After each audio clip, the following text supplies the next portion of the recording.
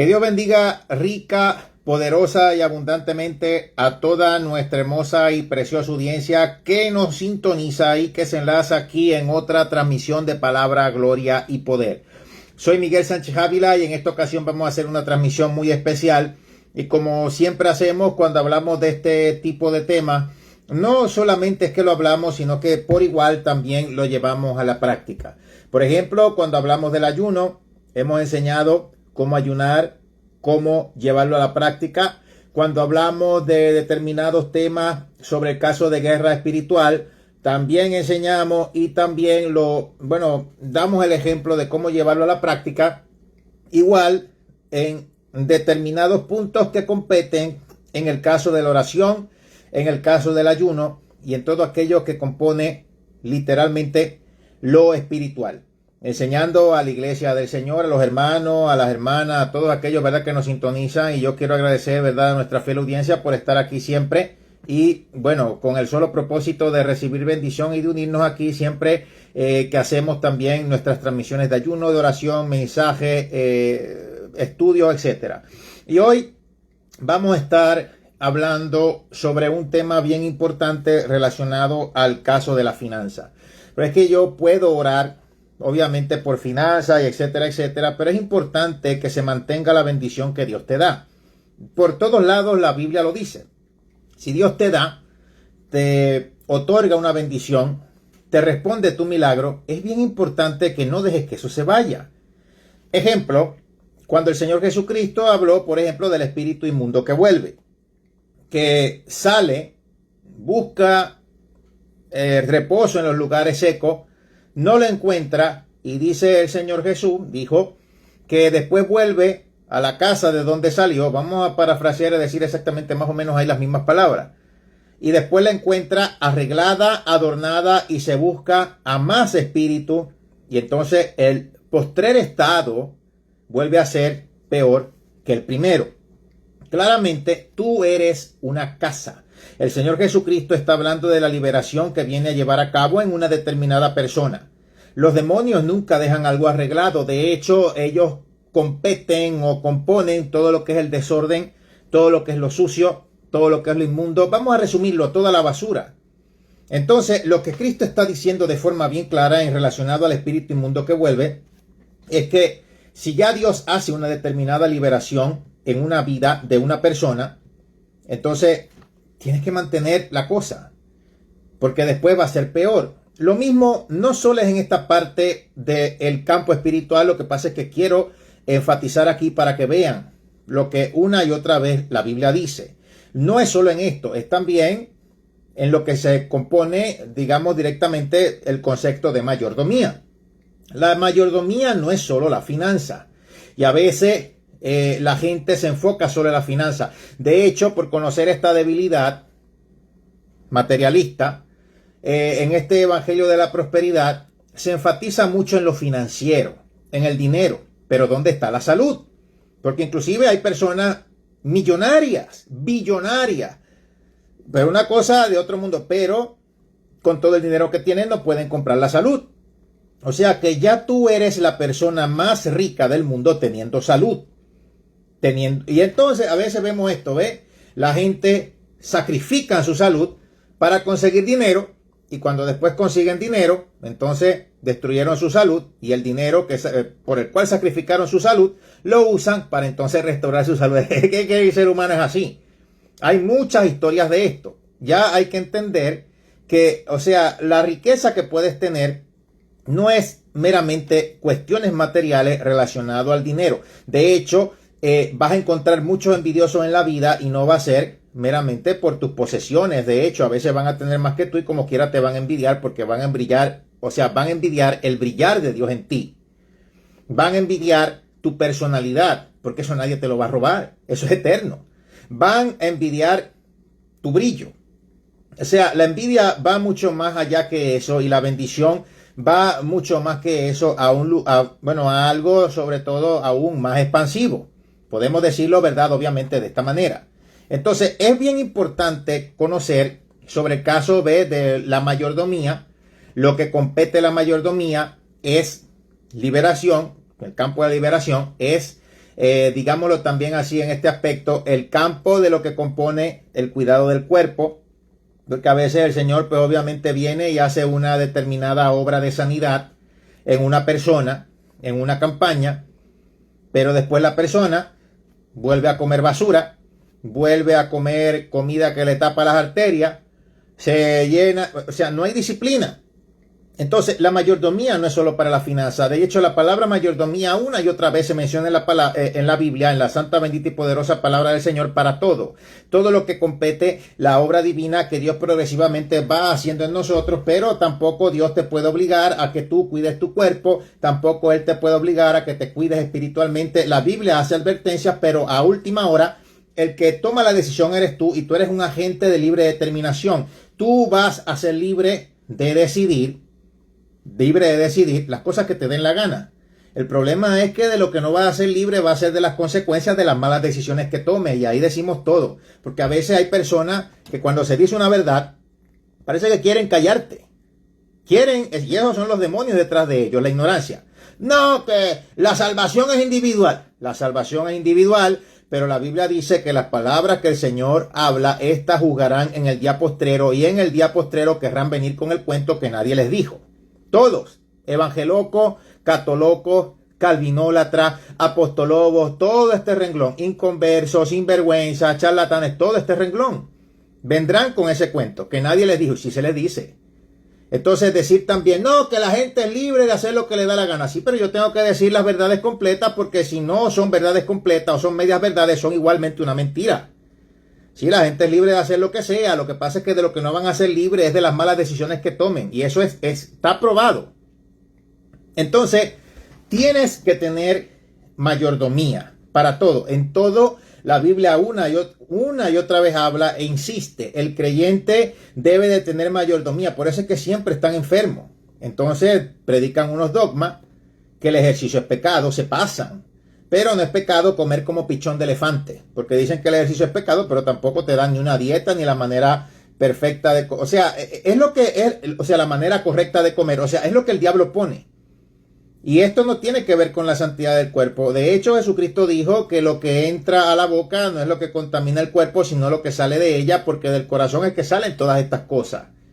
O sea que uno de los pecados del cuerpo, pues obviamente es el chisme. Pero hay gente que dice que la santidad del cuerpo, y te buscan texto fuera de contexto histórico y principio espiritual, no, y usados de acuerdo y en base al prejuicio moderno. Porque es que este es un tiempo moderno. En este tiempo no tiene que ver con la cultura antigua de Éfeso, con la cultura antigua en el tiempo de antes, de miles de años atrás.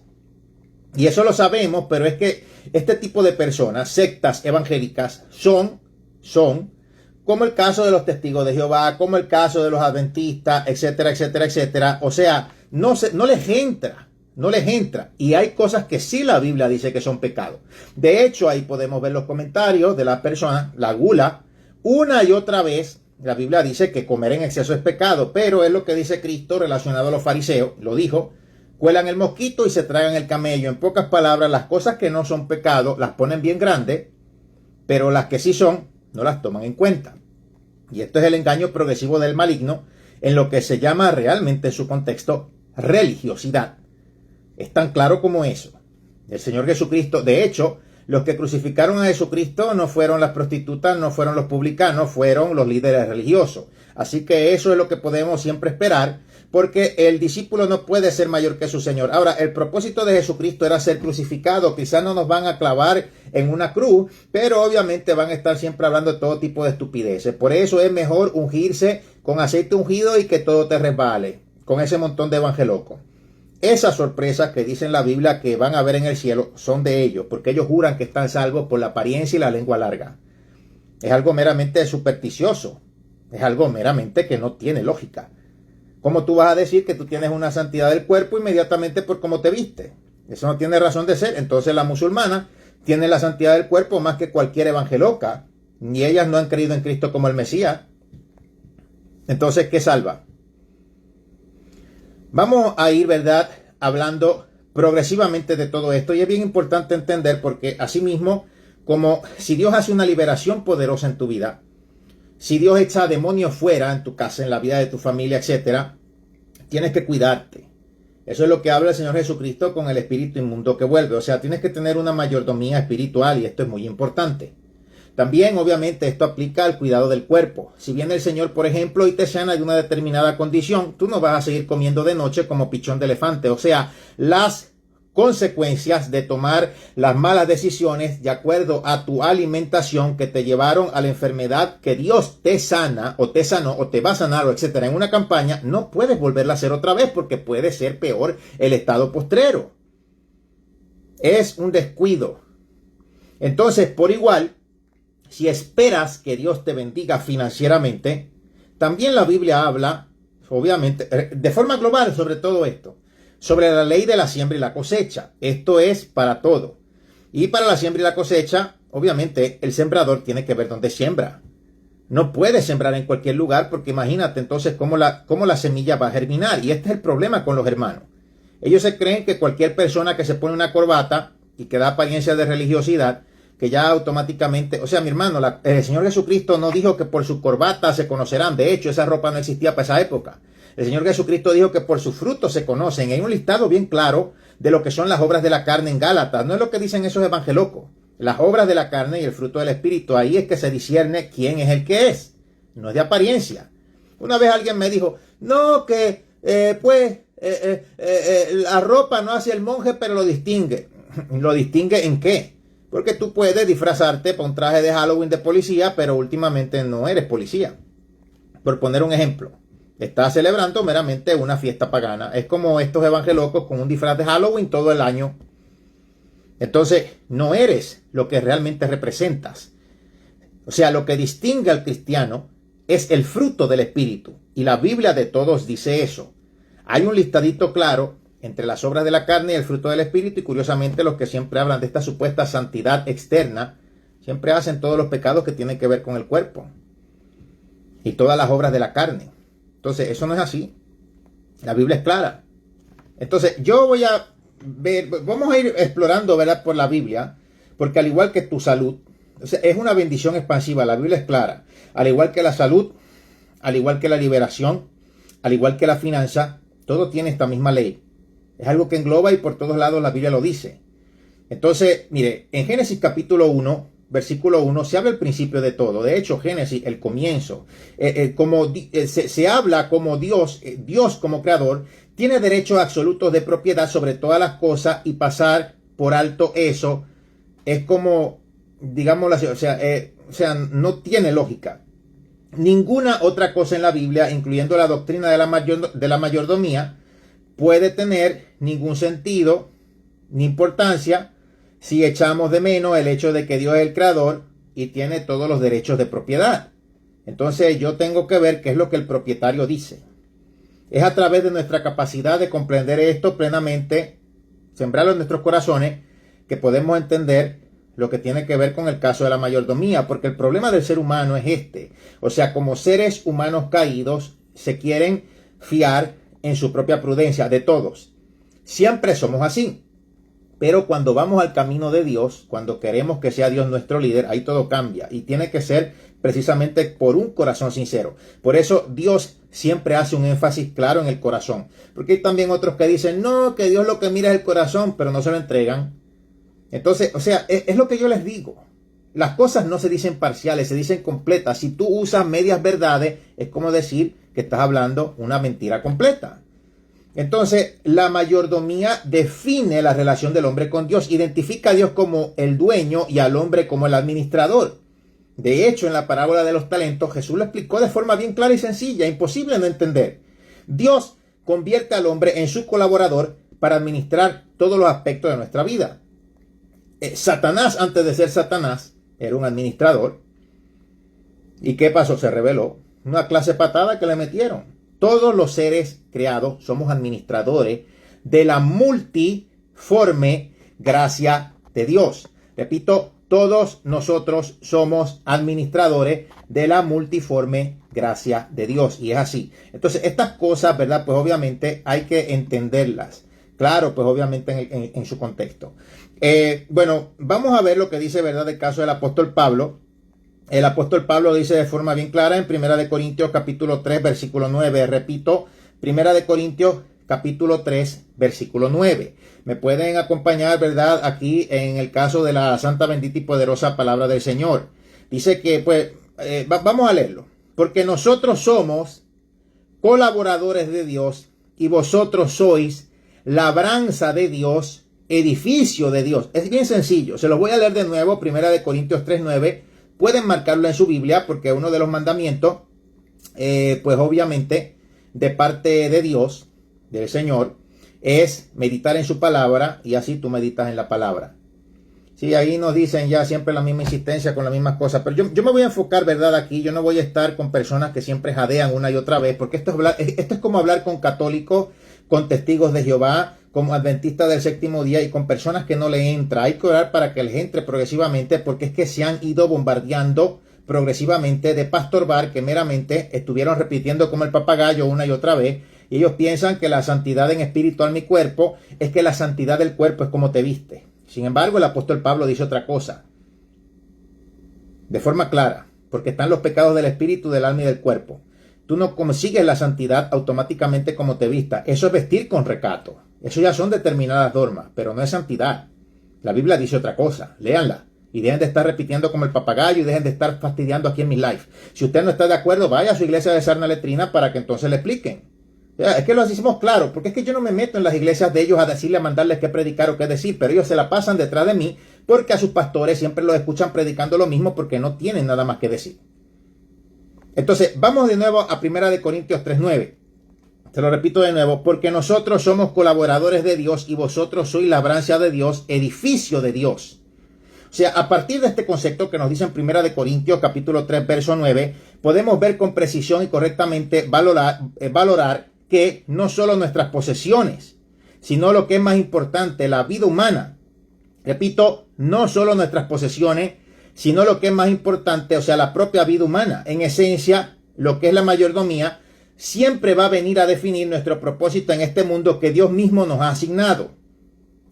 ¿Me está entendiendo por qué este tema es tan importante? ¿Por qué yo puedo orar por ti? Tú me puedes mandar la petición, decir, yo quiero orar por sanidad, quiero que ores por mí por sanidad, quiero que ores por mí por bendición financiera, por saldar deudas, pero también, si Dios la salda y Dios responde, como ha venido haciéndolo progresivamente, yo te tengo que dar la fórmula para que no caigas en lo mismo. Porque imagínate, no puedes estar cayendo en lo mismo, tienes que analizar, o sea, ¿cómo llegaron esas deudas? Te embrollaste, claro, Dios restaura las cosas, pero tú tienes que mantener la bendición. Ya te libertó, no vuelvas atrás, se lo he venido diciendo, se lo dije. Entonces, en esencia, la mayordomía siempre va a definir nuestro propósito en este mundo que Dios mismo nos ha asignado. Es nuestra oportunidad dada por Dios el unirnos a Él en su mundo y mover, en este mover de nuestro Creador. Entonces, vamos a ver Mateo capítulo 28, versículos 19 al 20. Es claro, por tanto, id y hacer discípulos a todas las naciones, bautizándolos en el nombre del Padre, Hijo y del Espíritu Santo, enseñándoles que guarden todas las cosas que os he mandado, y he aquí, yo estoy con vosotros todos los días hasta el fin del mundo. Por cualquier cosa hoy en día en la iglesia evangélica tienen un enredo, no estudian y se ponen a estar diciendo al papagayo. Y algunos están ahí con ese tema de que se debe de bautizar en el Padre, el Hijo y el Espíritu Santo en el nombre de Jesús. Hay que entender que cuando Pedro habló de bautizar en el nombre de Jesús, se estaba refiriendo a una audiencia judía que no había recibido a Cristo como el Mesías, pero sí tenían el entendimiento de Dios. Aquí el Señor Jesucristo está hablando de cómo se haría un acercamiento al mundo pagano gentil, para que conocieran quién es Dios. Por eso, en el nombre del Padre, Hijo y el Espíritu Santo, es tener el conocimiento de Dios. Entonces, la mayordomía no se refiere a que Dios toma algo de nosotros. Es un método de derramar sus abundantes dones al pueblo. No es solamente finanzas, es también salud, es también mantener la salud, mantener la finanza, mantener la liberación, y es también acrecentar los dones que Dios te ha dado. Los tienes. Tienes que orar. Ay, no, pero es que yo no soy pastor. Es que eso no tiene que ver. La Biblia dice de forma bien clara. Bueno, yo no sé, parece que yo tengo que recordarles, o yo no sé, te tienes que poner a leer un ratito. O sea, dice de forma clara: pondrán sus manos sobre los enfermos y sanarán. Aquellos que van en el nombre de Jesús, no solo pastores, no solo ministros, no solo predicadores. Pondrán sus manos sobre los enfermos y sanarán, echarán fuera a los demonios y hablarán nuevas lenguas. El problema de hoy en día es que la gente no lee la Biblia. La gente en su mayoría piensa que lo que tiene que ver con la Biblia es lo que escuchan de otro. Por eso es que yo soy bien celoso cuando digo los textos, porque quiero hacerlos que lean. No pueden, la Biblia no es meramente repetir al papagayo lo que dice una persona con corbata. De hecho, en la mayoría de mis transmisiones ni corbata tengo y conmigo has aprendido más que los que tienen corbata. La gloria para Dios. Abre los ojos. El evangelio es que tú también pongas de tu parte y leas y confirmes, no que creas ciegamente en cualquiera que tú ves de supuesto y alegado predicador. Entonces, ¿qué pasa? Usan muletilla. Eso es lo que predica, es estudio. No. Estudios, mensaje evangelístico, conferencia, de todo lo que Dios ponga, y en todos estos años de experiencia lo que pasa es que se molestan porque quieren poner un control sobre ti, quieren poner un control sobre la gente. Ya el negocio de hecho se les va a ir a estar acabando progresivamente.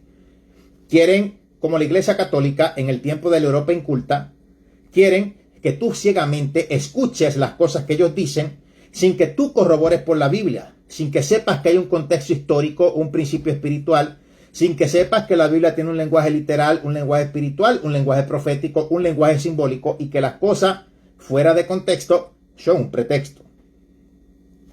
Claro, antes la Iglesia Católica por eso no quería ni que la Biblia se tradujera del latín, un lenguaje que llegó a ser un lenguaje muerto que nadie hablaba, para poder dominar a todos. Y que lo que ellos dijeran fuera ley. Igual, ellos están haciendo igual. Critican a la Iglesia Católica, pero son lo mismo. Entonces, mire, en el Nuevo Testamento hay dos palabras griegas que representan el significado de la palabra mayordomía. La primera palabra es epitropos, que significa administrador, capataz o mayordomo. Entonces, desde este punto de vista, significa gobernador o procurador. Imagínate, así Dios nos ve. A veces se usa en el Nuevo Testamento para referirse a guardián. Por ejemplo, vámonos al caso de Gálatas, capítulo 4, versículos 1 al 2. Repito, Gálatas capítulo 4, versículos 1 al 2. Pero también digo, entre tanto que el heredero es niño, por favor escuche bien, padre, que escuchen. Entre tanto que el heredero es niño, en nada difiere del esclavo, aunque es señor de todo. Mire la comparación. Sino que está bajo tutores y curadores hasta el tiempo señalado por el padre. Oye, mi hermano, se está diciendo bien claro. Por eso es que hay que leer la Biblia, hay que meditar en ella para que sepan las cosas claras. Entonces, hay una segunda palabra griega que se usa aquí, que es oikonomos, que también significa mayordomo, gerente o administrador, y ocurre con mayor frecuencia en el caso del Nuevo Testamento. Dependiendo del contexto, a menudo se traduce dispensación, mayordomía, gerencia, organización, administración, puede ser también orden, plan o formación. Entonces, se refiere principalmente al orden o a la administración de un hogar o de los asuntos domésticos. De hecho, mi maestría es en administración de empresa con concentración en gerencia, y lo más probable, Dios permitió que yo estudiara eso, pero yo no sabía si era conveniente estudiarlo, y lo más probable Dios lo permitió que lo estudiara para poder entender en un contexto más claro ciertas cosas que competen al reino de Dios y yo también podértelas explicar.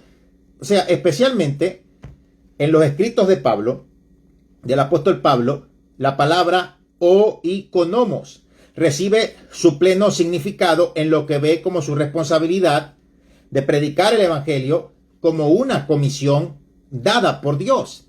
Esta palabra se usa aquí. Estoy diciendo la palabra en griega, obviamente te lo voy a leer en el español. Dice 1 Corintios 9:17. Repito, 1 Corintios 9:17.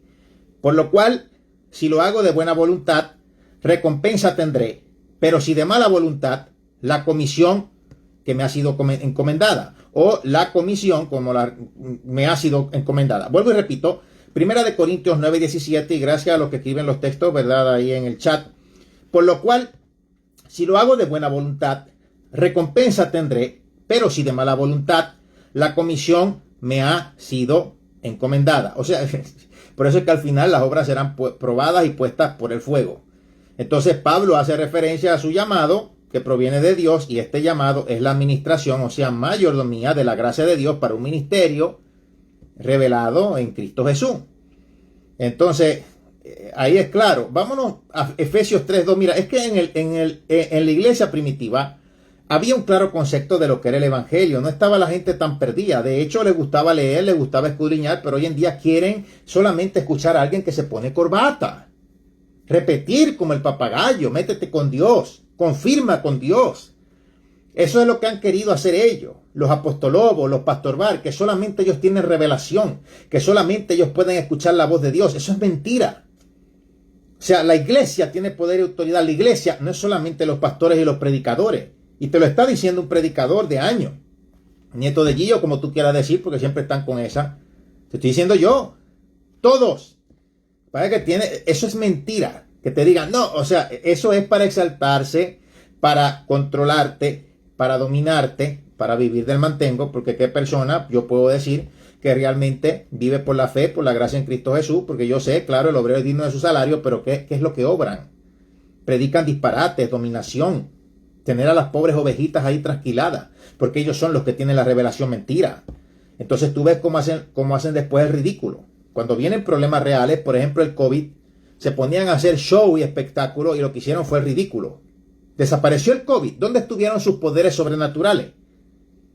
Abre los ojos, mi hermano. Voy a leer en Efesios capítulo 3, versículo 2. Efesios capítulo 3, versículo 2. Si es que habéis oído, escucha, de la administración de la gracia de Dios que me fue dada para con vosotros. Entonces, ¿qué es lo que te administran esta gente? Ellos no se imaginan a las cuentas a las que Dios les va a llamar. Y usted vale. Dice, bueno, en esto que podemos ver en este contexto, el apóstol Pablo está presentando a Dios precisamente como el maestro de una gran familia, administrándola sabiamente a través de él, como el siervo obediente del Señor Jesucristo, y está comprobado. Él una y otra vez en la Biblia reclamó ser apóstol. Él era un apóstol, Pablo. Entonces, algo que también aquí es importante, muy importante, en lo que Pablo está diciendo, es que una vez que nosotros somos llamados y colocados en el cuerpo de Jesucristo, la mayordomía que se requiere de nosotros no es el resultado de nuestro propio poder o habilidades. Eso es lo que te dicen. Tienes que leer y tranquilo, yo no es que esté señalando, pues si no la lees, pues ahora mismo, ahora es el momento, te llegó Dios al tiempo porque yo no sé, o te llegó a tiempo, pues yo no sé a quién estén engañando con esas boberas. Entonces, o sea, ¿a quién le voy a hacer caso, mi hermano? ¿Le voy a hacer caso a la Biblia o le voy a hacer caso a ese montón de buscones? Es que yo los veía desde pequeño, yo sé dónde va la cosa. Me pueden decir 2 o 3, ya yo sé. Puedo contar 1, 2, 3, ya sé lo que dicen. O sea, Pablo está diciendo que es importante que cuando somos llamados y colocados en el cuerpo de Cristo, la mayordomía se requiere de nosotros, que no es, pues, obviamente que se requiere de nosotros, como vengo diciendo, no es resultado de poderes o habilidades, la fortaleza, la inspiración y el crecimiento en la administración de nuestras vidas debe venir de Dios a través del Espíritu Santo en nosotros. De lo contrario, nuestro trabajo es en vano. Eso lo decía una y otra vez. De hecho, dijo que todo aquello que no era fundamentado en Dios era estiércol. Esa es la palabra correcta. En pocas palabras, lo que hay en la letrina. En pocas palabras, cuando tú predicas algo que no es fundamentado en la doctrina bíblica y que meramente son dogmas controladores, es sarna letrina. Es algo bíblico. Entonces, él dice que si esto no está así, nuestro trabajo es en vano y el crecimiento de la mayordomía es arrogante y meramente humano. Por consiguiente, debemos recordar siempre la única fuente de nuestra fortaleza en agradar a Dios. El versículo que yo me aprendí desde pequeñito, antes que Juan 3:16, Filipenses 4:13, porque en nuestro español hasta rima. Todo lo puedo en Cristo que me fortalece. Ahí es donde se origina todo esto.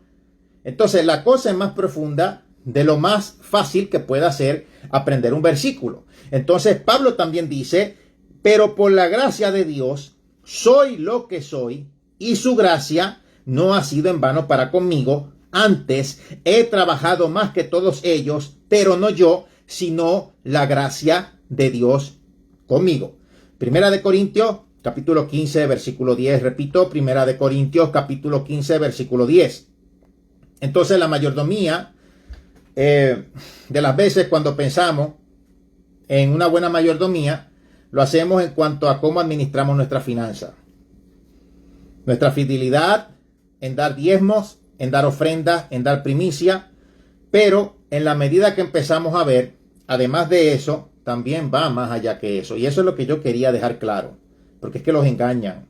Los engañan. De hecho, es algo más que simplemente la administración de nuestro tiempo, nuestras posesiones, nuestro ambiente o nuestra salud. La mayordomía es nuestro testimonio obediente a la soberanía de Dios, y ahí es donde hay que enfocarlo todo. Es lo que motiva a los seguidores de Cristo a seguir activos, y más que motivación también va por ahí metida la disciplina, que eso ni el diablo te lo va a robar una vez que caigas allí. No va a poder. Entonces, haciendo obras que manifiestan su fe en Jesús. O sea, la mayordomía de Pablo consistía en proclamar lo que le fue encomendado, la verdad del Evangelio.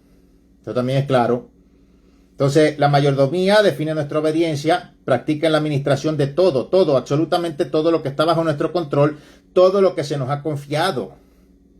Entonces, es consagración de nuestra vida, de nuestras posesiones, etcétera, al servicio de Dios. Mi hermano, yo voy a decir algo aquí.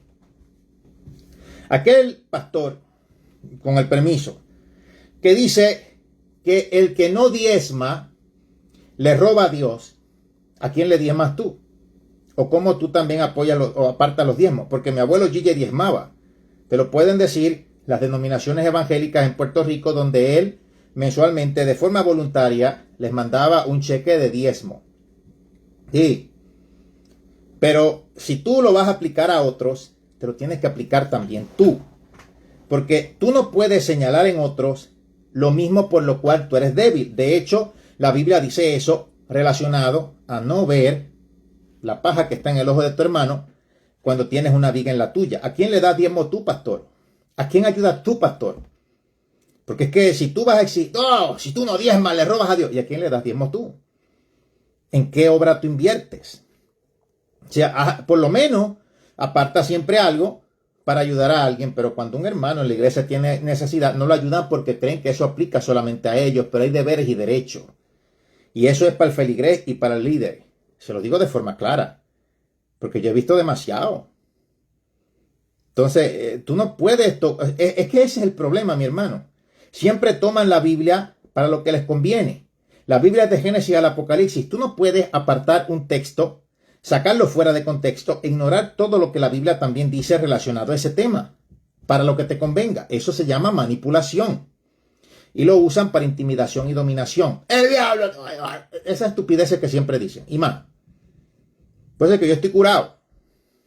Entonces, o sea, hay que ser claro. En la consagración de nuestra vida y de nuestras posesiones al servicio de Dios, ahí Dios va a glorificarse, porque la mayordomía reconoce en la práctica que no tenemos el derecho de controlarnos a nosotros mismos o controlar nuestras propiedades, sino que Dios tiene el control. Por ejemplo, al momento de hacer esta grabación, la gente loca, mismo cristianos, porque cerraron los puertos aquí en Estados Unidos. Sí, yo sé, la noticia es mala, etcétera, pero compran hasta la inocencia.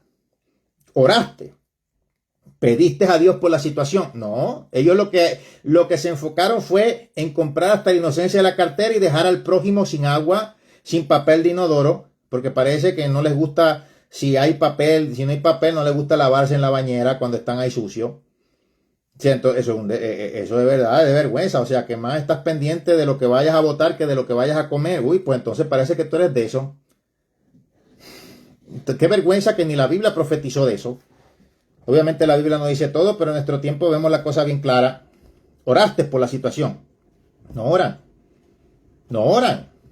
Entonces, cuando tú ves que Dios le daba maná del cielo a su pueblo, al falto de fe, que guardaba maná para el día siguiente, se le podría.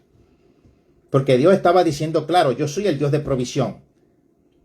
De hecho, aún hasta nuestro Maestro, el Señor Jesucristo, habló que nosotros valemos, cada uno de nosotros, mucho más que muchísimos pajarillos, y el Padre siempre los alimenta. No hay confianza, no hay fe, no hay oración. Ven esto como una liturgia religiosa.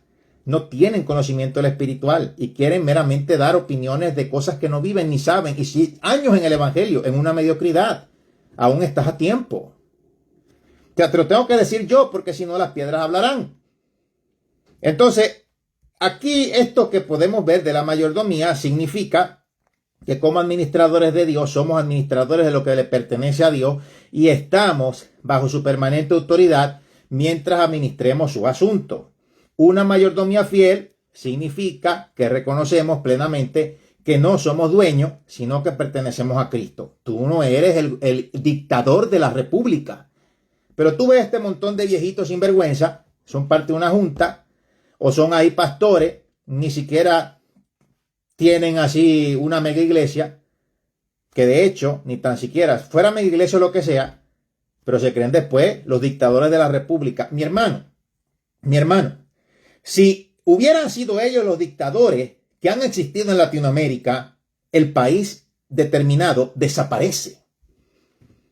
O sea, hubieran sido más malos que todos los dictadores que se han levantado en Latinoamérica, porque después se creen la gran cosa. Tú eres un administrador de Dios, no eres el dictador de la república. Te van a votar como votaron a Lucifer por creerse eso mismo. Te van a meter la patada que vas a llegar al infinito y al más allá. Y yo no sé a quién Dios le está hablando, pero estoy sintiendo que Dios le está hablando a uno que está conectado por allí. Y ahí también a todos los que estamos aquí, porque es que es claro. Entonces, como vengo diciendo, lo repito de nuevo, una mayordomía fiel significa que reconocemos plenamente que no somos dueños, sino que le pertenecemos a Cristo, el Señor, quien se dio a sí mismo por nosotros. Yo te estoy hablando la Biblia. Puedes repasar en los versos. Una cosa es lo que dicen, pero se olvidan de Dios. Entonces, en esencia, la mayordomía expresa nuestra total obediencia a Dios, a nuestro Señor y Salvador Jesucristo. Y lo mismo que es para el otro es para ti, porque tú no eres el dictador de la república. Se lo repito una y otra vez, porque quizá, ¿verdad? Así no se les entre. Quizá les entre, no sé. Entonces, aquí yo tengo que poner un principio espiritual también sobre el caso de lo que compete la ley de la siembra y la cosecha. Es un principio bíblico que se encuentra también en toda la Escritura y que se refiere a la idea de lo que se siembra se cosecha. Dios no puede ser burlado porque todo lo que el hombre sembrare, eso segará. Dice, vamos a ver, voy a darle unos textos para que usted medite, pues yo no les voy a dar todo, vamos a ver si se animan a leer la Biblia. Tengo que darles este ejercicio porque muchos están acostumbrados a escuchar ciegamente a los predicadores. O sea, yo también te tengo que enseñar a que no me escuches ciegamente a mí, sino que veas que lo que yo te estoy trayendo es de Dios. Esto no se trata de mí, se trata de Dios. Yo meramente como vengo y bueno, me abstengo a la quinta enmienda de la palabra, como te vengo explicando. Yo meramente soy un administrador de lo que se me dio para hacerte de bendición, meramente. Pero yo no soy un dictador. Ni estoy aquí para trasquilarte y hacerte la vida imposible y poner un montón de carga y que revolú. Estoy aquí para invitarte a que crezcas en tu relación con Dios. Eso es para la edificación del cuerpo de Cristo. Eso lo dice la Biblia. O sea, entonces, yo no sé. Bueno, segunda de Corintios, capítulo 9, versículos 6 al 11. Repito, segunda de Corintios, capítulo 9, versos 6 al 11. Por favor, anótenlo, porque así cumples con un mandamiento bíblico de meditar en la palabra. Yo meramente te voy a dar el texto y tú vas a meditar en él, porque yo solamente voy a dar la explicación. Segunda de Corintios 9, 6 al 11, que en este pasaje se dice que quien siembra poco cosechará poco y quien siembra mucho cosechará mucho. Vamos al siguiente texto, Gálatas capítulo 6, versículos 7 al 9. Repito, Gálatas capítulo 6, versículos 7 al 9. Aquí se dice, explicártelo, que quien siembra para su carne cosechará corrupción, pero quien siembra para el espíritu cosechará vida eterna. Vamos al siguiente, Mateo capítulo 13, versículo 8. Mateo capítulo 13, verso 8, donde en ese pasaje Jesús habla de una semilla que produce, y esto es muy importante, 100, 70 o 30 veces lo que se sembró. Todos estamos en el mismo barco. Lo que pasa es que si es menos de 30 veces, te colgaste en el examen. Y ahí es donde es el problema. Fruto al 100, al 70 y al 30. Oseas capítulo 8, versículo 7. En este pasaje se dice, sembraron viento y torbellino segarán. Uy, uy, uy. Repito, sembraron viento y torbellino segarán. Ley de siembra y cosecha por todos lados. Y yo, bueno, no acabaría esta noche, pero te estoy diciendo, ¿verdad? Unos textos básicos muy importantes. Ahora vamos a Primera de Corintios capítulo 15, versículos 42b al 44a. La mitad, cuando se lleva la mitad de un versículo, es la parte A, la parte B. Voy a leer los 1 Corintios, capítulo 15, versículos 42b al 44a. Se utiliza, bueno, vamos mejor a explicarlo, vamos a dejarlo para que lo lean. Aquí se utiliza la analogía de plantar una semilla para ilustrar la muerte física. Le dejo eso para que lean esos versos. Te va a ser de gran bendición y ahí ya, como estás aquí, ¿ves? Te toca tu intimidad, tú sola con Dios, en esos versos que te estoy dando. Entonces, la ley de la siembra y la cosecha es un principio importante que imparte sabiduría tanto para este mundo como para el caso de la vida futura.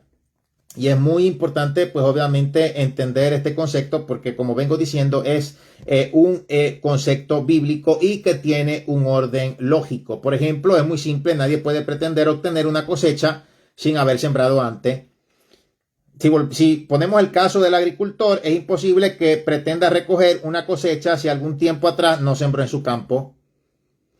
Entonces, parece muy lógico y claro, y es la realidad, es lo material explicado, la esfera material explicada para lo que es la realidad espiritual.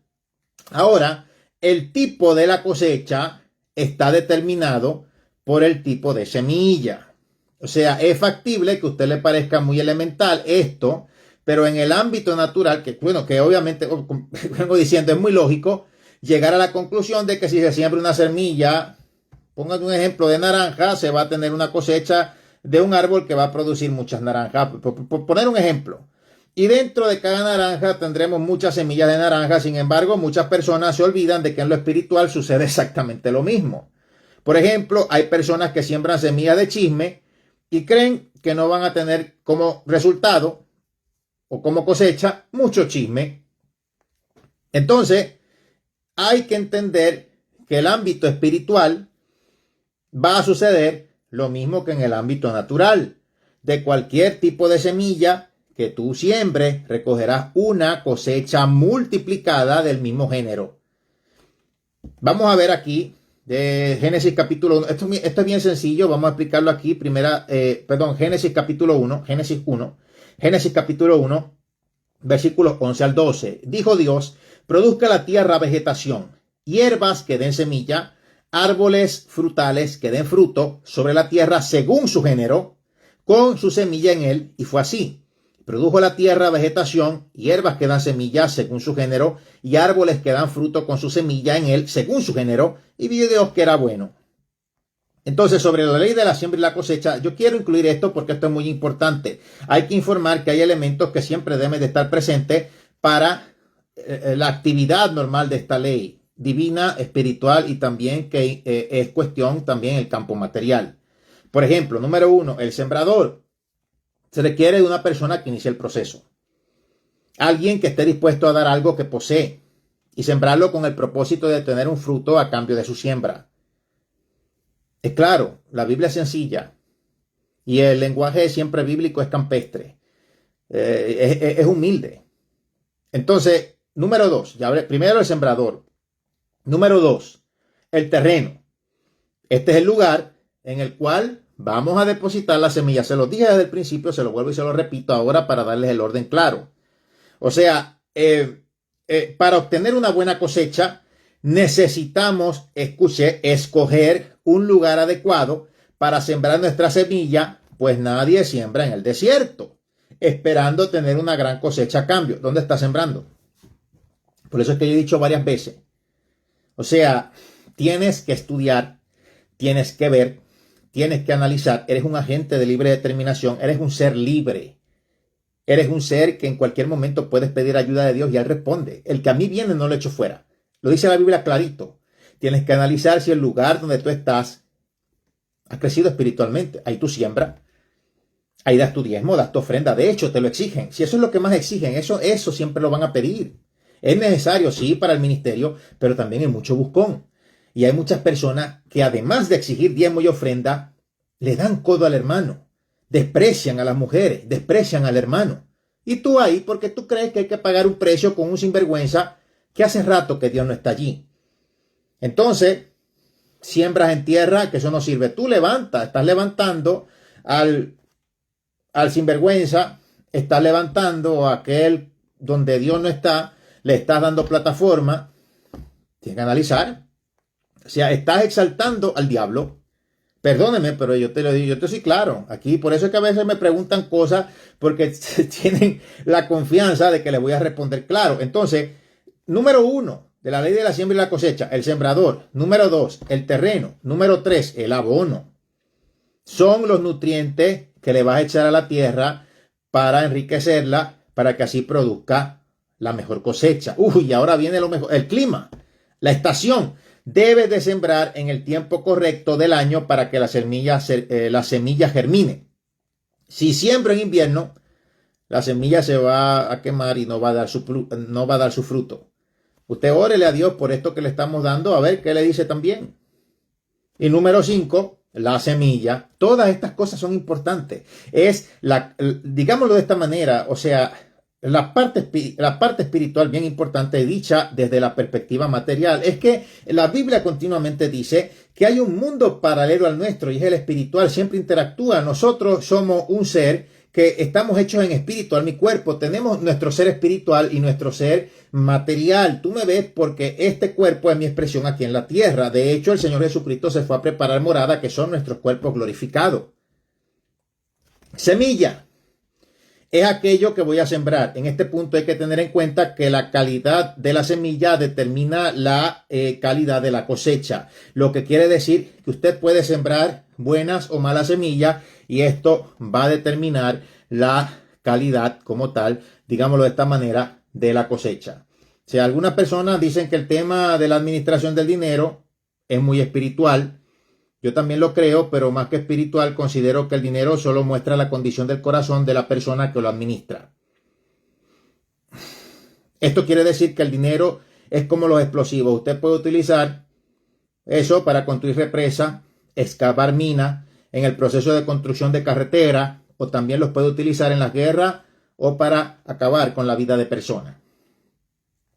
Entonces, de la misma manera, usted puede usar su finanza para alimentar niños, para educarlos, para ayudar a la obra de Dios, para ayudar a los necesitados, etcétera, etcétera. El dinero no es bueno ni malo en sí mismo, solo muestra lo que hay en el corazón de la persona que lo posee. Entonces, por eso es que la Biblia dice que la raíz de todos los males no es el dinero en sí, sino que es el amor al dinero. Sí, hay que aportar a la obra de Dios. Tienes que sembrar. Eso está claro. Pero amigo mío, o sea, yo tengo que ser claro aquí. Porque la obra de Dios sufre. No solo porque alguien dé o no, sino por la mala administración de un montón de pillo y de sinvergüenza que se autoproclaman pastores. Hay que ser administrador. Y se ve. La multiforme gracia, o sea, ¿cómo eres el administrador? Para ti, para ti, para ti, para ti, para ti. Uy, pacta con Dios. Uy, sí, Dios te va a dar. No le pidas menos de 1 millón. Eso ya es manipular las emociones. Todavía estoy esperando que me escriban a ver quién de ellos hizo más de 1 millón. Nadie me escribió. Sí, porque estamos interesados a ver cómo fue ese pacta con Dios. Mentiroso. Y todavía siguen en el raspigana. Porque eso es de mucho. O sea, la superstición. Saben cómo tocarte la fibra emocional. Quién sabe si hasta tomaron clases de psicología. Entonces,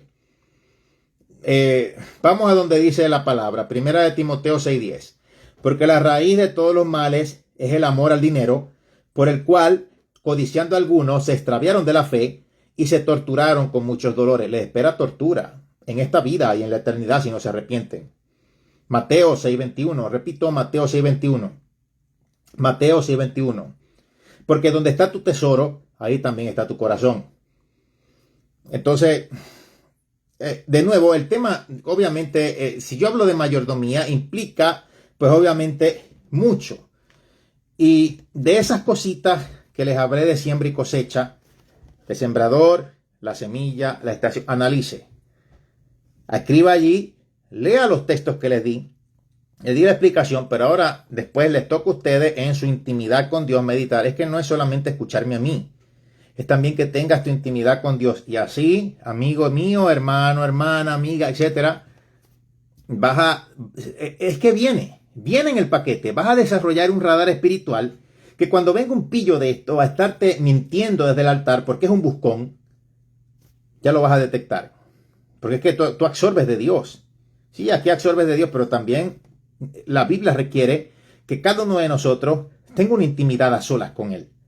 Por igual, para que crezcas. Y la Biblia no dice que la Biblia no dice que sigas ciegamente a cualquier predicador porque se ponga corbata y por las primeras 4 pamplinas que diga. Tiene que probarte por la Biblia. Este es el arte del evangelio. Es cuando Dios habla. Cuando Dios habla, hablamos en base a su palabra, no en base a nuestras propias maquinaciones o en base a propios proyectos que no tienen que ver nada con lo divino. Son unos egoístas. Y tienes que empezar a analizar. Tienes que empezar a ver. Tienes que cuidarte. No porque digan chijí, chijá, ya automáticamente son siervos de Dios. Tienes su muletilla. No toques al ungido. ¿Qué me prueba a mí que tú eres ungido? ¿Ungido para qué? Para quitarle el dinero a la gente, para manipular. No confrontan la verdad bíblica, sino que usan muletillas. Ejemplo, los evangelocos. Dicen las cosas claras, te dicen que tú eres apóstata. Nada que ver con el concepto. Los calvinólatras hablan las cosas claras, dicen que tú eres pentecostal. Los apostolobos, estos predicadores de este movimiento así medio raro. La muletilla. ¡Tú eres un religioso! Bola de ridículo. ¡Tú eres un religioso! Y ahí asustado por el paro de los puertos al momento de hacer esta grabación. Cualquier cosa los asusta, viven asustados. No, tampoco. Ni soy religioso, ni soy pentecostal, ni soy apóstata. Ninguna de los tres. Entonces son muletillas porque no hay respuesta para la verdad bíblica. Sí, religioso. Uy, que viva el reggaetón cristiano. Uy, sí, el reggaetón. Porque también está la salsa y el merengue. Y eso no tiene que ver el género. Y míralos ahí, como unos tontos asustados cualquier cosa que pasa. Siempre asustados. Entonces, parece que el reggaetón cristiano no te ayuda mucho, cabezón. También sígalo por ahí. Así están. Muletillas. Porque ahí es fácil, pero no te dicen las cosas en su contexto, no tienen explicación. Manipulación, intimidación y dominación, que de hecho saqué una serie de 3 videos explicando cada uno. Porque es que es lo que usan. Y hablan tanto de Jezabel que el maquillaje. No, señor. El espíritu de Jezabel está en esto, en la manipulación, intimidación y dominación de ustedes mismos, sin vergüenza. Es una cosa. Sí, así. ¡Religioso! Por ejemplo, estaba esta señora en la pandemia, casi en la pandemia, la Yesenia Ten, diciendo que el infierno no estaba activo. Y me escribieron seguidores de ella que yo era religioso. No, pero entonces, ¿cómo hacemos? Yo te voy a decir que sí, que el infierno no está activo.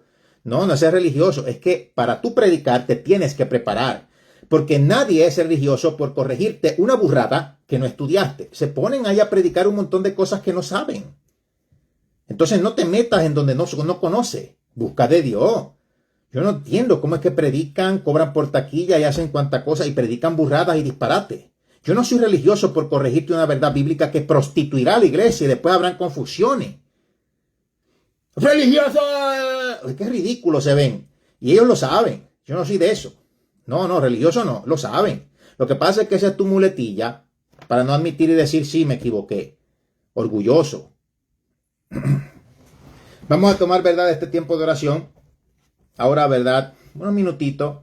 Vamos a clamar al Señor y vamos a pedirle una expansión financiera. En finanzas. Es que, mire, yo quiero que ustedes entiendan. No es como le enseñan.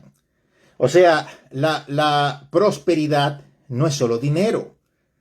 O sea, la prosperidad va mucho más allá. Entonces, como tú me explicas que personas que tienen muchísimo dinero, billonarios, no tienen salud, a veces, ni todos los millones a veces le pueden comprar la salud. ¿Cómo tú me explicas eso? Entonces, ¿cuál es la prosperidad allí? Estar en esta vida con mucho dinero que no puedes disfrutar. ¿Cuál es la prosperidad? Invirtieron toda su vida dañando su salud para tener el dinero que tienen y ahora con todo el dinero que tienen darían cualquier cosa para tener la salud que tienen ahora. Entonces, mi amigo mío, no es solo prosperidad, no es solo el dinero.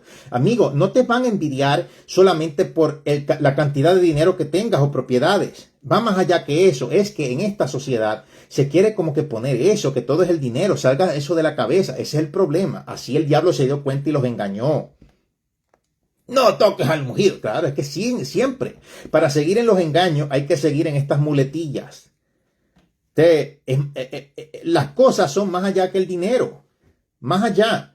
Y la envidia estaba más allá que eso. Me han escrito, ay, yo no sé por qué me envidia, hermano, porque es que pues, yo no tengo casi dinero. Es que eso va más allá que eso. Tú tienes tu personalidad, tienes tu luz, tienes tus talentos, tienes tu brillar, tienes los dones de parte de Dios. El dinero es lo de menos. Dios te lo va a dar, pero tienes que también tener fe y no basarte en que todo es lo material. Hay que dejar el materialismo.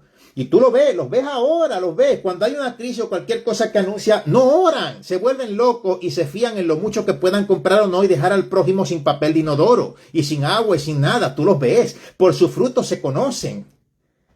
Por su fruto. Es que yo meramente estoy diciendo la Biblia, mi hermano. Vamos a orar. Y si obviamente Dios te responde, pues responde. Sales de las deudas, sales de todo eso.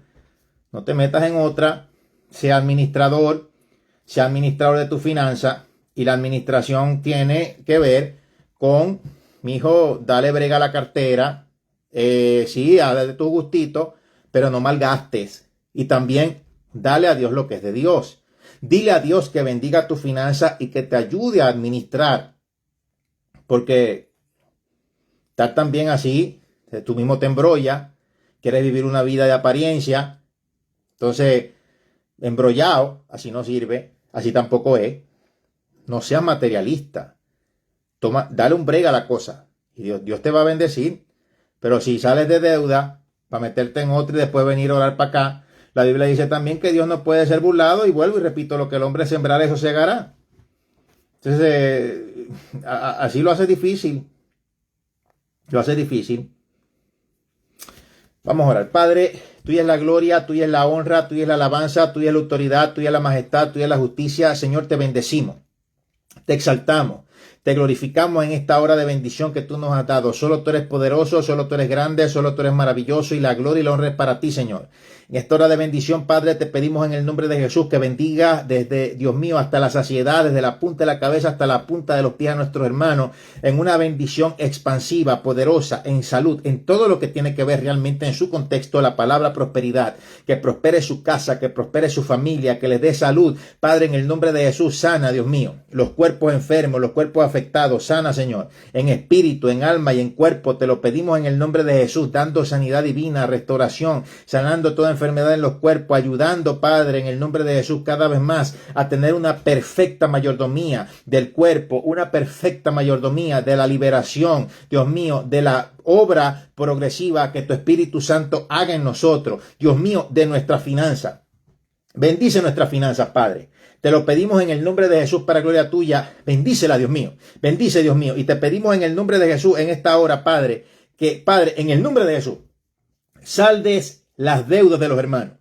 Saldes, Señor, en el nombre de Jesús toda deuda. Padre, aquel que está endeudado, yo te pido en el nombre de Jesús en esta hora que salde sus deudas. Señor, los mismos valientes de David, dicen la palabra que estaban endeudados, que estaban en amargura de espíritu. Y luego en tu palabra fueron reconocidos como valientes porque identificándose con el propósito de Dios en David, se identificaron, Dios mío, de una manera poderosa contigo. Y a través de eso los bendijiste, los sacaste de las deudas, Señor, en el nombre de Jesús, y los llamaste valientes. Así lo reconoce en tu palabra, y tu palabra es, Dios mío, irrefutable, infalible, y es verdad y vida.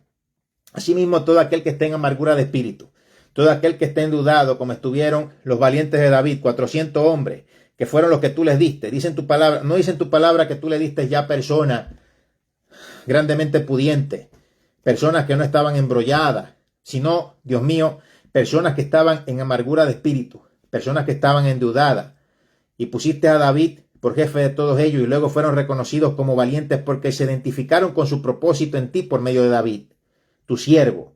Señor, en el nombre de Jesús, y a través del cual llegó la redención a nosotros, en ese linaje bendito del reino de los cielos, al Mesías. Padre, en el nombre de Jesús, Rompe las deudas. Yo te pido en esta hora, suple finanzas y ayuda, Padre, en el nombre de Jesús. Ministra un espíritu de mayordomía poderosa en cada uno de los que nos ven y sintonizan. Ayúdalo, bendícelo, sal de las deudas. Aquel que necesite, Señor, dale. Creemos que tú eres el Rey y el dueño del oro y de la plata, y en tu multiforme gracia podemos pedir e ir confiadamente al trono de la gracia para hallar gracia para el oportuno socorro. Y yo te pido en el nombre de Jesús que bendiga nuestras finanzas. Cuando llegaban las plagas a Egipto, los hebreos no fueron tocados. Asimismo, nosotros que somos tu iglesia no podemos ser tocados, sino que la bendición, Señor, en el nombre de Jesús va a fluir, seguir fluyendo, sin que todo lo que pase a nuestro alrededor o lo que sea que pase nos afecte. Haz que tu pueblo comience nuevamente a tener fe. Te lo pedimos en esta hora, Señor.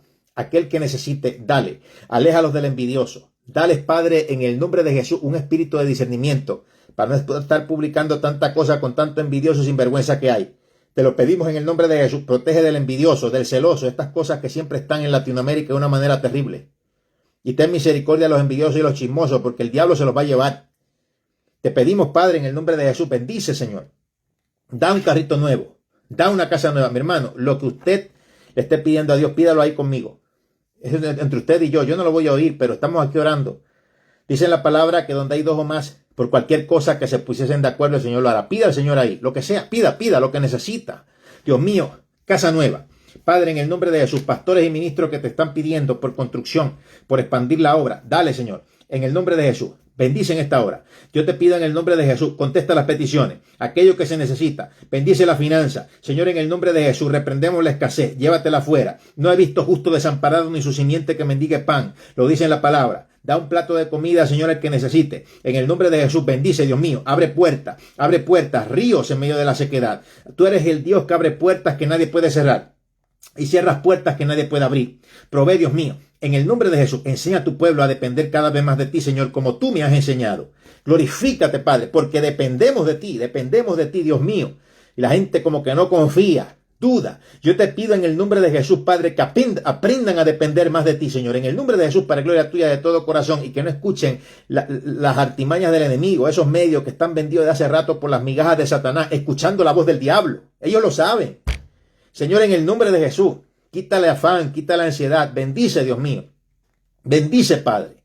Y recibimos esta sabiduría para administrar. Dásela a tu pueblo, dásela a la iglesia, dásela a los hermanos. Tu palabra dice que aquel que necesita sabiduría, pídasela a Dios, porque Él da todo abundantemente y sin reproche. Que te conozcan más, Dios mío. Dios mío, en este tiempo, Dios mío, donde en lo cultural tu pueblo está acostumbrado, Señor, a estar enfrentando a cuanto envidioso, celoso, tanta competencia en el latinoamericano, tanto mentiroso, sinvergüenza, pillo que a veces siempre se encuentran por ahí. Padre, revélate a tu pueblo en Latinoamérica y muestra la diferencia que hay en un Dios poderoso, dueño del oro y de la plata, que no tiene que estar envidiando de nada de nadie, sino que más bien nosotros somos coherederos contigo, compartes tu herencia eterna con nosotros y aún te entregaste por nosotros y derramaste hasta la última gota de sangre. Dios mío, es que no hay nadie como tú eres único, nadie como tú, Señor.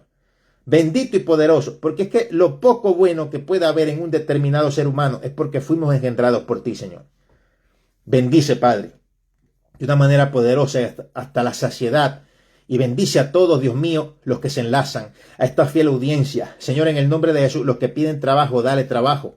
Los que necesitan un aumento de sueldo, dáselo. Aquellos que necesitan un carro nuevo, dáselo. Casa nueva, dáselo. Abre las puertas y da más. Tú siempre das más, Señor, y sin reproche. Tú no eres un envidioso como existe hoy en día tanta gente, Dios mío. Y hermanos que han tenido la experiencia en gente que proclaman ser cristianos y son unos envidiosos, hijos de su padre el diablo, porque las obras de su padre hacen. Y eso justamente se lo dijiste tú a los líderes religiosos de su época. Lo dijiste. Vosotros sois hijos de su padre el diablo. No, mi hermano, y a veces dicen, ay, Jesús no dijo eso. Jesús lo que se quedó fue callado, se quedó callado en la cruz del Calvario, pero les dijo hijos del diablo los fariseos. Lea a quién se los dijo, no se lo dijo a la prostituta, no se lo dijo al publicano. De hecho, los publicanos respaldaban a Jesús, abrían la puerta y hallaban gracia ante Dios. Pero los religiosos pensaban que tenían a Dios por el cuello y ya garantizado todo, que ellos eran ley. Ese es el problema. El diablo va a estar metido adentro. La serpiente tentó a Eva desde adentro, no desde afuera. Y por consiguiente, el diablo no te va a buscar a tentar a alguien que viva por allá, por África o por Oceanía. Va a ser del mismo entorno. Hay que ver la lógica. Padre, en el nombre de Jesús, en el nombre de Jesús, en el nombre de Jesús, nombre que es sobre todo nombre, que se nombra en el cielo, en la tierra y debajo de la tierra, y ante el cual se doblará toda rodilla de los que están en los cielos, en la tierra y debajo de la tierra, y confesarán que tú, Jesús, eres el Hijo de Dios, para gloria de Dios Padre. En ese nombre, sobre todo nombre, pedimos finanzas, que llueve hasta que sobreabunde, y reprendemos la falta de fe, reprendemos los dardos del diablo. De hecho, el escudo de la fe es el que apaga los dardos de fuego enviados de parte del maligno, y levantamos nuestro escudo en alto, y que se le reboten en la cara, que le exploten a ese envidioso. En el nombre de Jesús, para gloria tuya, Señor. Para gloria tuya, Señor. Bendito eres. Derrama bendición financiera. Derrama bendición financiera en esta noche, en esta hora que estamos clamando, hora de la madrugada, hora del este. Derrama tu bendición al que necesite. Puede pasar lo que sea. Tu pueblo, Señor, nunca tendrá falta de nada. Da casa nueva, carro nuevo, medio de transportación. Bendice los ministerios. Reprendemos toda obra maligna, todo ataque contra la finanza, todo ataque contra la economía. Satanás no tiene poder sobre nosotros. Nosotros no hemos creído en el diablo ni en sus mentiras, sino en la verdad de Cristo Jesús, la verdad que hace libre, y que eres tú el camino, la verdad y la vida. Nadie va al Padre sino por ti, Señor. Y es a través de ti que llegamos al Padre para pedirte, Padre, derrama tu bendición y rompe las artimañas de Satanás y todo ataque contra la finanza y todo lo que se posicione espiritualmente para tratar de impedir la manifestación de la gloria divina en una expansión poderosa para tu pueblo y para tu iglesia. Te lo pedimos en esta hora. Y en estas oraciones de madrugada hay poder. Aunque el diablo no le guste, Dios mío, métele un buen leñazo en la cabeza y sácalo de en medio. Y es molestar, matar, robar y destruir. Pero lo que pasa es que la Biblia dice que tú viniste a deshacer las obras de Satanás, por más malas que sean y por más que sea larga la lista. O por lo menos en esos tres términos: matar, robar y destruir. Pero tú, Jesús, viniste a deshacer las obras de Satanás y dijiste: él es mentiroso y padre de mentiras, no hay verdad en él. En el nombre de Jesús, Padre, derrama tu bendición y abre puertas. Puertas a nuestros hermanos, puertas para sus proyectos, puertas para todas aquellas cosas que están en tus manos. Señor, en el nombre de Jesús, no permitas que se desvíen ni a diestra ni a siniestra, sino que sigan el camino recto como una regla. No permitas, Padre, que el enemigo los engañe ni los manipule, ni venga una voz por ahí contraria. Yo te pido en el nombre de Jesús que se puedan entregar a ti de todo corazón y que tú los dirijas, Padre, en el nombre de Jesús, con la gloria de lo alto, el poder de lo alto, y que brille Jesús, reflejando la luz del Padre, Señor. En el nombre de Jesús, que puedan tener tu luz, que puedan, Padre, aprender a escuchar tu voz de la diferente manera en la que tú te quieras manifestar a cada uno para tomar la decisión correcta, porque nosotros no nos gobernamos a nosotros mismos y no podemos saberlo todo. Nosotros estamos sometidos a ti en la multiforme gracia que nos has dado, Señor. Bendito y poderoso eres tú. Haz crecer a tu pueblo. Bendice y recompensa a todos los hermanos que están aquí para escuchar esta palabra. Siempre aquí, pendiente, para escuchar la palabra que va a ser impartida, para estar en nuestras transmisiones de oración, para estar en las transmisiones de ayuno. Bendícelo, recompensa el esfuerzo, Padre, en el nombre de Jesús, que progresivamente y expansivamente te puedan conocer realmente como tú eres, porque muchos lo que han visto es religiosidad, pillería, sinvergüencería, manipulación, intimidación, dominación. Dios mío, tú lo sabes, y cosas tan terribles en la misma iglesia donde está el diablo. En el nombre de Jesús, Dios mío, lleva a tu pueblo a otro nivel, un nivel poderoso, un nivel de gracia, un nivel de gloria y de bendición. En el nombre de Jesús, Señor. Sentimos tu presencia aquí, en medio nuestro, porque es que el que a ti viene, tú no lo echas fuera. Y el que invocara el nombre del Señor será salvo. En el nombre de Jesús, Padre, gracias por tu amor. La gloria es para ti. En el nombre de Jesús, Señor. Amén. Dios bendiga de manera poderosa y especial a todos los hermanos y hermanas, todos los que nos han sintonizado, ¿verdad?, en esta transmisión. Y yo por lo menos les recomiendo, mira, queda esto grabado.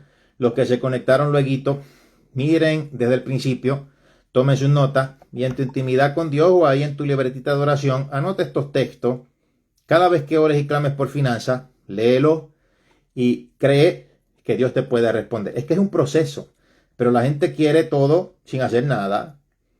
O sea, si deja a Dios para lo último, dice en la palabra que donde está tu tesoro, ahí está tu corazón. Y si no hace las cosas que espiritualmente o divinamente están establecidas, que no hay oportunidad. Abrazo y que Dios bendiga a todos.